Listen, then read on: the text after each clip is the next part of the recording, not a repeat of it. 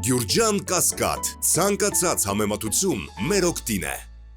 Դեպ այդ առնչությամբ ավետել են, որ արդեն պատրաստ է համաձայնեցված է խաղաղության համաձայնագիր։ Ուրեմն մեծ տեղեկատվություն է ասել, որ այս ստախոսը պատրաստվում էր հայտարարությամբ հանդես գալ։ Դիմեր ժողովրդին այդ իրենց հռչակավոր խաղաղության պայմանագրի շուրջ։ Հիմա առիթ օգտագործելու նորից եմ ասում, ստախոս հաստատուղթ է հրապարակի։ Առաջին, երկրորդ, ի վերջո հրապարակային դուրս ես գալու քո սիրած ձևաչափերից որևէ մեկով պատմելու, բացատրելու, ասելու, թե ինչ է այդ խաղաղություն պայմանագրի կոչվածը,